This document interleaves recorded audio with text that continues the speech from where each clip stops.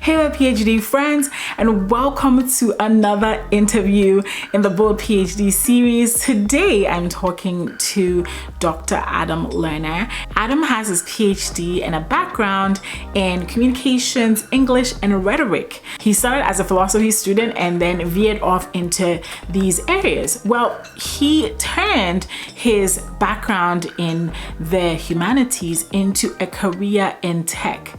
Okay, so I know a lot of people that watch this channel always say, hey G, you talk about STEM and all the things that STEM people can do. Can you talk to the humanities students as well? So yes, this is for you. And if you watched this video I did with Dr. Nicole Zamanzadeh, we talk about her background also in communications and how she was able to get a role at Meta. So yes, humanities students, you can do this. All right, you're going to enjoy this interview. Before we jump into the interview, I want to talk about the Branded Scholar Bootcamp. The Branded Scholar Bootcamp is a no fluff, no fairies, no fairy godmothers. If you know me, you know, like I just cut to the chase.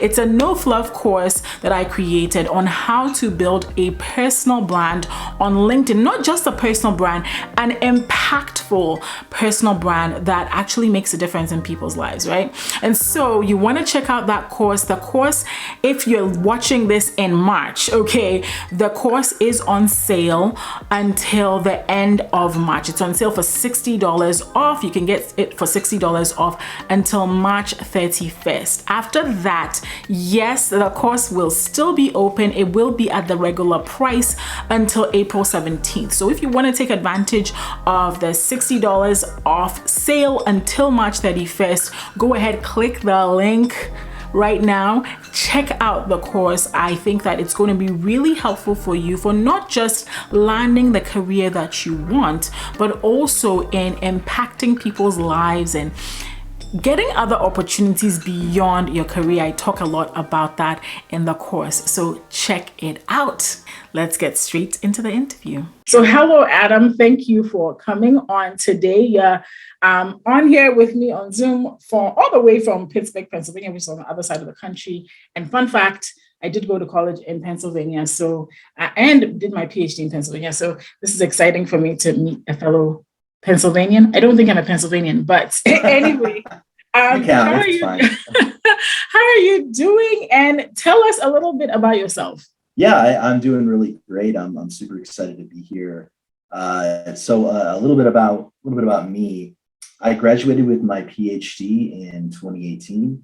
I basically started off on the philosophy track when I was in undergrad. And I ended up sort of falling in with rhetoric and composition people, which is a subfield of English. And I focused a lot on rhetorical theory, so very into theory, was sort of aligned with my philosophy background.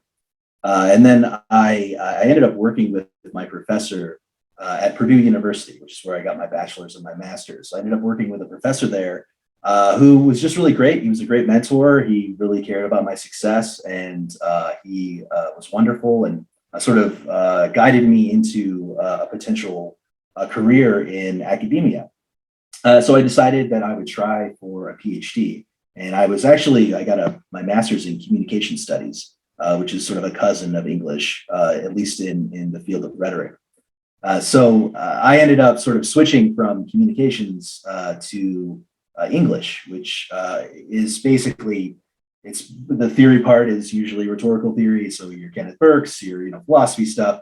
And then there's composition, which is the art of teaching people to write and writing in general and the writing practices. So I sort of fell into this weird thing that I had never really messed around with before. A lot of my background was, I was interested in technology and science and medicine and things like that. That's what I did my master's thesis on, was on disability and disabled veterans. So I was sort of a black sheep already in the rhetoric and composition field. But yeah, I spent 5 years at University of South Carolina, where I did my PhD basically in medical rhetoric. My dissertation was about the rhetorical use of uncertainty in medical contexts. Published a paper in Technical Communication Quarterly. Co-authored a book with my advisor. So yeah, it was a really fun experience, and At the time, I had met my wife, and she was like, "I'm going to go back to Pittsburgh," and I had sort of come to this inflection point where I was like, "Okay, I think I want to change careers." So I moved to Pittsburgh, and then yeah, and that's sort of like the education lead up, and then there's this whole professional sort of saga that I can tell. I don't know if you want to ask more questions, but that's my Yeah, educational background. Like no. that's where I Yeah, come from. yeah, absolutely. So thank you for sharing that. You've had varied experiences and I love it. And I love that you even though you started off in philosophy, it went into communications and then there was medicine sort of like mixed in there. That's amazing. So what do you do now as a profession? Yeah, so it took about 3 or 4 years to finally land where I'm at now and find the role that I think really fits me best. But right now I'm what's called a technical product manager. Uh, similar to a product manager. It's very similar, very different from a project manager, although the two are often confused. But yeah, I am a product manager at a startup tech company that's based out of Austin, Texas, and we work with the United States federal government to build software and standards to secure trade data. So every time a shipment of shoes comes in from overseas, it has to go through like a ton of processes. Like, people have to check, make sure that it's not counterfeit, et cetera, et cetera. So the software that I work on uses really wild cryptographic tech to basically secure that data so that it's much harder to bring in counterfeit products or bring in products that like are trying to avoid tariffs or substandard products. Like we do a lot with steel. So, if all steel has to be certified for certain uses. So that's all part of the paperwork of importing products like steel into America. If that stuff is forged or the information on it's incorrect, you could be putting steel that's not suitable for the purpose it's being used for. It could cause, bridge collapses, like we just had one in Pittsburgh here. It could cause, all kinds of issues with like, so the work I do is really, it's sort of indirectly tied to that sort of stuff, but it's all about securing data. And I spend a lot of my time just building a product that does that and managing the development of a product that achieves those outcomes. Wow, and that sounds amazing, and yeah, absolutely. Thank you for the work that you do in making sure that certain standards are kept up with the products coming into the country, as any nation should do. So my question to you is: it's really intriguing to me how you went from where you were to doing what you do now in a tech company. So, kind of walk us through the skills you needed to get there. I know you said it took you about 3 or 4 years to get where you are, the skills it took to get you where you are. And let's say that there is a PhD student or a PhD watching this who has a similar background to yours and may want to transition to the tech industry. How do they make that happen? Well, it's sort of a complicated question Right. because Let's start with it. It is. I understand it is. Let's start with the skills first, maybe. okay. I would say skills. What's funny is that working in tech, some of the most important skills are the skills that I learned as a teacher. So, for instance, like being able to guide a conversation or a discussion to a preset outcome or goal is really critical, and that's a sort of it's very specific, but that's the kind of skill that brings value to an organization and is what you can leverage from your academic life or career in a new role. I think at the end of the day, whether it's in tech or not, because product managers aren't just in technology. My job role, people, there's packaged products and bicycles, and there's different kinds of product managers. For me, at least, like breaking into this role in tech was really a culmination of a lot of my own sort of personal interests. So while I was in graduate school, I was like an assistant administrator, and I did like all of the tech work for like surveys that are sent out to students. And I learned about like, our learning management system. We use Blackboard like, how do you make custom stuff in this software? And I was really sort of drawn to the different kinds of tools that we were using in academia. So I think the skill of being curious, of wanting to know more about the tools that you're using and the processes that you're doing at a very high level, is very important. I would say, like, other concrete skills that are critical: writing and speaking. I spend most of my day writing and speaking in meetings, just like this one on a Zoom calls. So being able to, for instance, write like a really clear paragraph that summarizes a very technical concept very clearly is basically invaluable. It's most of what I do, and it's a ton of the value that I bring to my organization. And yeah, it's writing and communicating is critical. So those are all sort of different varying skills or general attitudes that I think are useful for making the switch to a non-academic career. Absolutely.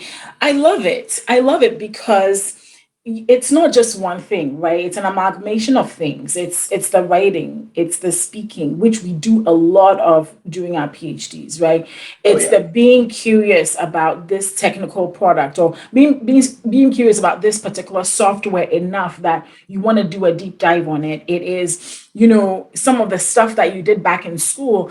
And I love that because I've had other guests on the Bold PhD who have talked about, oh, I was volunteering in grad school for this organization, and that opened the door for this other thing, right? So I think that the lesson that I'm taking from this, Adam, is that basically don't downplay anything that you've experienced throughout your educational experience, because that thing could be the thing that unlocks the door. What do you think about that? Yeah, I agree. I think I'll give you a really concrete example. I think I was the treasurer for Rhetoric Society of America chapter at University of South Carolina. And we needed a website. And I was like, okay, cool. Like, I don't know that much about building websites, but I'll look it up. I'll see what I can do. And I ended up sort of taking on the role of website administrator. And I like sort of tried to update the website. I can't say I did a great job, but it exposed me to what are the different ways that websites are built. And it taught me about, like, okay, this is the kind of information that should go on this web page. And I learned a lot about this technology while doing this thing. And I didn't set out to learn the technology, but I needed it in order to do this thing for this club, to like help out. So it turns out that, that would come in handy, because what I do today in part is build websites in WordPress using the exact same technology that I used when I was a grad student to like help this club out. So branching out and like exercising different parts of your brain other than just the research writing part, I think is really important to when you go to make that transition. Because when you want to transition out of academia, you're going to need to pull on all of the different things that you did, not just the research and writing or teaching. You have to pull on, like, the skills you picked up working as a treasurer or as this or as that, and, even going farther back in time. And so it's sort of, that's what I would say is sort of like a good example of, like, I, had this club I was in, I just sort of volunteered. I put myself out there. I wanted to help. And I picked up a skill that turned out to be really invaluable. And I couldn't have known that going into it. But I was, trying to be curious and trying to help. And that put me in a position to learn a new skill that it turns out would be really valuable. So you never know where like some of these opportunities may lead, and some of the skills that you might develop on your way there. Absolutely. I love that. Thank you so much for sharing that. So, I know you touched on this a little bit about your role as a technical product manager, but what is your job description? What do you do on a daily basis? Yeah, sure. I would say I can split up the work that I do into two categories. One is strategic, and the other is what I would call like tactical. So I'll start with sort of tactical because it's a little bit more concrete. So a lot of what I do is I help our team of software developers, and I help our organization build the right thing at the right time in the right order. That's it, to sum it up, like a very like nuts and bolts level. Basically, like how software development works is you have like a list of things that you want to add or change or fix in a piece of software. And someone has to go in and think about like all of the different people who care about that software. Some of it's like the technical people have things that they want to fix because like it's causing them pain. And the users have things that they want to fix because like they want to use your software and like not run into this bug every time they do it. Right. So a lot of what I do on like a very sort of like, this is what I spend time doing every day, is like talking to people and trying to figure out like, what are the highest priorities for us, right? What's going to help the product grow, is going to make our engineers happy, is going to make us more money, is going to allow us to, venture into new business opportunities. Like, what is the most valuable thing that we should be spending our time doing?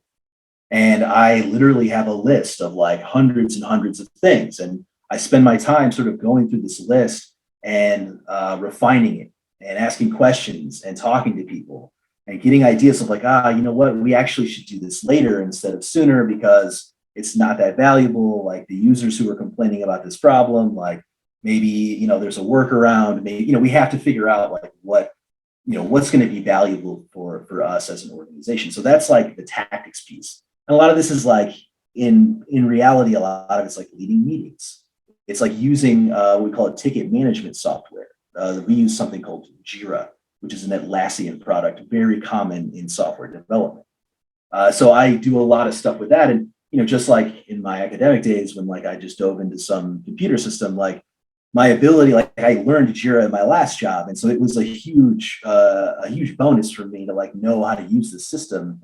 And I ended up sort of taking ownership of it. And now I'm the administrator for all of it too, just because I know all the like little tricks and secrets to making it work well.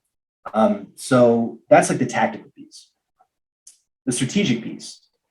This is sort of like, okay, like, we have things that we want to build. Let's talk about like 3 months out. What is our vision of what the product should be, right? And one of the ways that we do that is we try to understand like what is it that the user wants to do and why do they want to do it? And we develop prototypes and we test them. And we go to people and we say, hey, like this is what we're thinking about doing, and we get feedback and we synthesize that research. And then part of what's strategic on our end is like figuring out what goes into that prototype. What are the types of things that we want to validate or test, right? Like if we have a hypothesis about like we think users are going to want to enter in their credit card information and pay on a monthly basis, and they want it to recur. So they don't want to have to enter in their information every time, right? That's a hypothesis that we can test by like taking it to users and seeing what they think. And so all of that information gathering helps guide a strategy. And a high level strategy is like, okay, these are the features and the value that we want to bring to the user over the next 3 months. In practice, this is basically like drawing in a notebook. It's like I use a software called Miro, and it's a whiteboard, and it's just like Post-it notes. And it's like organizing thoughts and like coming up with like, okay, this is this part of the application, and here's the second part of the application. Like which of these is going to be, the most important for the customer, and sort of trying to think a little bit beyond like, what are we trying to build right now? How do we get it done? So those are the two pieces of what I do. And in my role, like bigger organizations, they might be more strategic, right? They might spend more time doing that sort of work. While like in smaller organizations like mine, like we only have a dozen people at my company, it's much more of a combination. So like I am definitely focused on both at the same time, which is tricky. And like it's a lot of work, but it allows you to like get experience in the entire life cycle of the process. You learn all about like, how do we make good software? How does it get done in nuts and bolts, like the person writing the code? And then like, how do we even plan it out over 3 months to like make a better product? It's a really wide range of sort of interesting questions that you encounter in this role. Amazing. So small startup tech company. from what you're saying, you also are wearing a lot of hats, but you're also gaining a lot of experience that can be valuable. So, I wanted to emphasize on that point, because for people going into the tech industry or biotech, sometimes the temptation is, oh, I want to be with these bigger companies or well-known companies, but there are companies out there that are doing very, very meaningful work, and it's a great place for you to get your hands dirty, if so to speak. So this is great. Thank you so much for sharing that, Adam. So I had a question about, you left academia, you were teaching, and then you left. What made you leave? Well, there were a lot of there were a lot of reasons. Yeah. I mean, one was like, by the time I was in probably my third year of my PhD, maybe fourth year, I just didn't. I lost interest. I lost interest in sort of pursuing this as a career, and I just like I would, go to conferences. I would write these papers, and they would be fine, but I just lost my passion for it.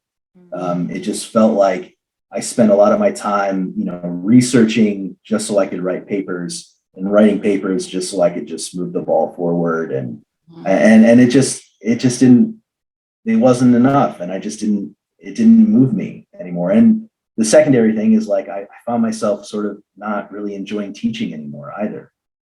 Just like the classroom environment, while important, is it's a challenge. It's challenging to teach, and juggling that with the academic responsibilities, and it was a lot, and it was both a lot, too much, and not enough. And so I ended up, when I met my now wife, and she was like, I got to move. That was really the nail in the coffin for me, because I was like, if I go down this route of academia, I either get to choose where I live, or I continue to be an academic, because the markets are small. I mean, there might be 100 roles a year for my super specialization, and it might be like you end up who knows where. Like I knew that, like, if I wanted to choose where I lived, I needed to get out of academia, and so I was like, I had never pictured myself as like, oh, I must be an academic. I've always been sort of like, I don't know really what I want to be. I just know that what I'm doing right now isn't making me feel fulfilled, and I need to try something else. Thank you for sharing that. And the reason I asked that question, it's the first time I've actually asked this question. Most people have sort of said why they left, or how they left. But the reason I asked that question is because I've had people who have sent me messages, and they will express exactly what you're expressing, but wonder if that's an okay feeling to have. Like, yeah, like I've invested all this time into a PhD, but I really don't want to be in academia anymore. Am I betraying the system? And I'm like, no, you're not. Nope. you're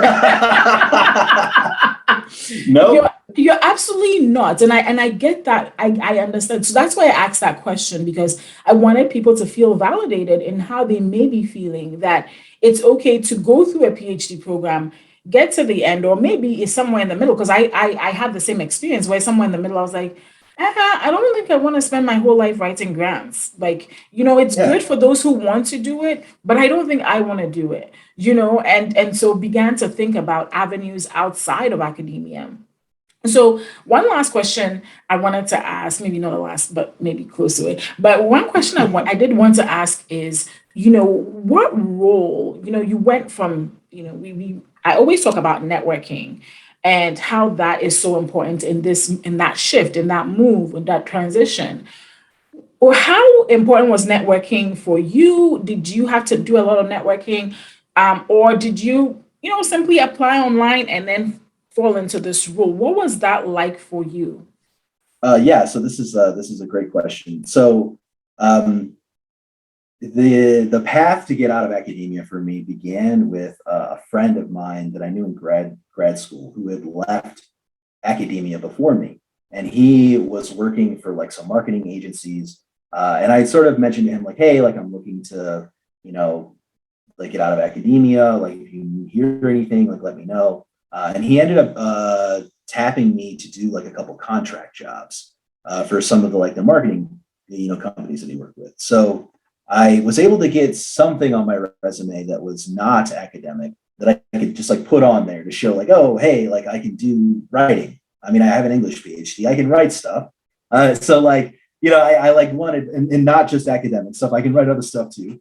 So I wanted to make sure that I had that experience to demonstrate that skill set.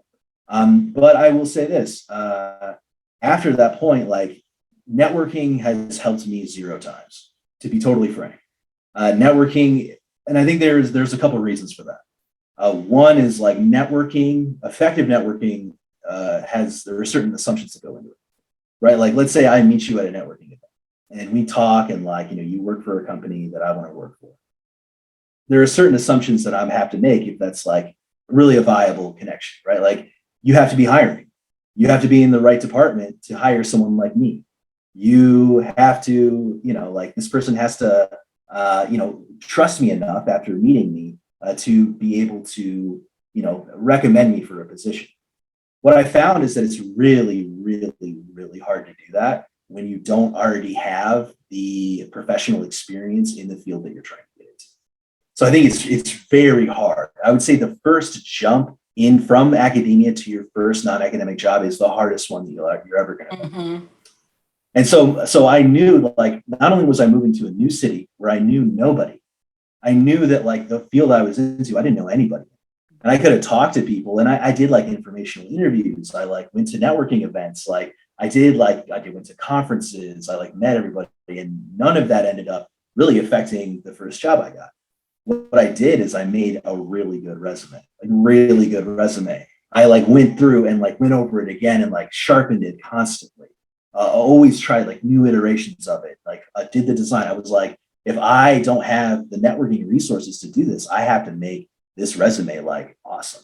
Right. I made a portfolio website. I was like, cool, I'm going to build a website. I knew how to do that from in grad school. So I was like, I'm going to build a website and just talk about the different things that I know how to do and like create like a portfolio and like write case studies and like, do something else. So I did that. And I made this website. It was pretty easy. You can, it's like $100 a year to get a website that you can host. It's got your name on it. I put that on my resume. I made a LinkedIn page. I, did it up and everything. And I applied like the wind. I applied to like, I don't even know how many jobs, 250, something like that. And I mean, the way I always thought of it was like, all you need is one yes, right? Like I'll get 270 no's. That's fine. All I need is one yes. And my strategy was just like be super efficient, like have my resume and then like tailor it for different job positions by like swapping out keywords and like just like doing that rapidly and doing it like every day of the week. I would do this. I would apply to like 2 or 3 jobs a day every day. And so like over the course of 3 months, I was like, I think on my best day, I did like seven job applications in a single day. I think that's my record. But my strategy was sort of different. It wasn't like, I need to like network and find the right person who's going to like get me in this backdoor job. It was like, no, I'm going to put my best foot forward and I'm just going to maximize the number of people who actually see my stuff. Right. And I ended up getting like 3 or 4 interviews out of that. And I landed my first job actually as a technical writer at a civil engineering company. And I mean, that was sort of that first step was what I needed in order to basically get where I'm at now. Right. Because once you're in that first job, you stay there for a while, like you're able to make a good case that like you're not just an academic, you also have these other skills. Like that's sort of it's a lot easier the second time and the third time and however many other times you end up deciding to change organizations or not. Yeah, thank you so much for sharing that story. And I always like to tell people that everybody's path is so different from each other, but then because there's so many tools in the toolbox, I like to think of all the career tips I share on the Bold PhD as a toolbox. Networking is a tool. LinkedIn is a tool. Your resume is a tool. Informational interviews, those are a tool. You mentioned those. And even though those didn't lead, and I've talked about this when I give talks at universities, I'm like, networking may not lead to a job, That's It just may the not. reality, right? It may not, but then it could lead to you learning one thing that you could add to your resume. Maybe it could lead to you gaining an insight you didn't have before into that industry that you're like, oh, okay, I didn't know that. Thanks for sharing that, right? And for me, that at least I know that for me, for networking was that for me, where it never led to a job per se, but it led to a lot Yeah. of learning. It led to a lot of Yes. learning that allowed me to tailor, like you also, I love also the fact that you talk about tailoring your resume, swapping out Always. keywords, so it's really a lot of intentionality, and it's totally different for everyone. You wanted to say something. Yeah, I don't, to be clear, like I don't regret doing any of that networking stuff. Like I Mhm. met really cool people. Like I had a good time. Like it was Yeah, a lot yeah, of fun. It didn't help me get a job like directly, but like I learned a lot about what I yeah, liked and what I didn't like. And like I learned a lot about like, how people talk about their work and like what people are interested in. And I made friends and like there were other benefits to it outside right. of just like this goal. And I say like that's the mentality I would have going into it is like have fun with it. Like Hmm. enjoy yourself. Don't think of it like I am doing this to get a job. Think of it like I am doing this to learn what kind of life I want to have, what kind of career I want to go down. And think of it much more like less transactional, more sort of like Yep. this is just like I'm just trying to learn. I'm just trying to be Right. curious. I'm just trying to explore. Right, right. Thank you so much for sharing that. One, I think the last question that I had is how early should people start thinking about leaving academia when they when they want to leave? If they're PhD students right now, um, yeah, maybe I would say how early? How early did you start thinking about it? And how early do you think somebody who is contemplating that should start doing some of the things that you did to get where you are? I would say that it's probably never too early to think about it. I would say that like there are some strategic decisions you have to make. Who are you going to tell? Right? Because in academia, if I go in for a grant and you have to talk about like what your career goals are, or it's sort of there is an there are certain sorts of sort of considerations you have to make about like, is this person going to support my decision to leave academia or not? To be totally frank and direct about it. Like, so I would say the earlier you're thinking about it, the better, but don't necessarily like start advertising that you're out of there. Because my fear was always that like, well, opportunities to like grow my skills might shrink up because it's like, oh, here's this grant. I'm going to give it to someone who wants to stay in academia instead of someone who wants to go into something else. Right. So like that was my fear at least. And I don't know if that's an unfounded fear or not. Maybe things have changed. But like I kind of kept it under wraps for a while. I really didn't start making the transition until I was writing my dissertation. That was really where I was starting to be like, okay, like I need to really start getting these materials together. So about like 6 months before I graduated is like really where things started to get going a much faster pace. Yeah. The thing to keep in mind is that there are no semester cycles in business. You can be hired at any time of the year, and from interview to start date might be a month. It is not like the academic hiring process. I interview you this week, you go through a second interview next week, and then the third week you're hired. Like it's much faster. So you do not need like a ton of lead time to be like applying to jobs because no one's going to hire you while you're finishing your dissertation. You want to finish the dissertation and then get hired. So you have to sort of time it correctly where you can make a case that like, hey, I'm coming out of this big project. I'm going to be, free. So you want to get close to where you're about to graduate or like when you know you're going to be done, but like not too close. You want Right. to make sure that you give yourself maybe like I would say at least 3 months to kind of prep and then and then start applying, and just go for it. Go for it. Thank you, Adam. This conversation was so enlightening. I learned so much myself, and I know that the folks watching this will also learn so much. So, if people wanted to reach out to you, maybe connect with you, where would they find you? So you can find me on LinkedIn. I'm always happy to chat to like former grad students or current grad students who are thinking about leaving. Anyone who's interested in product management.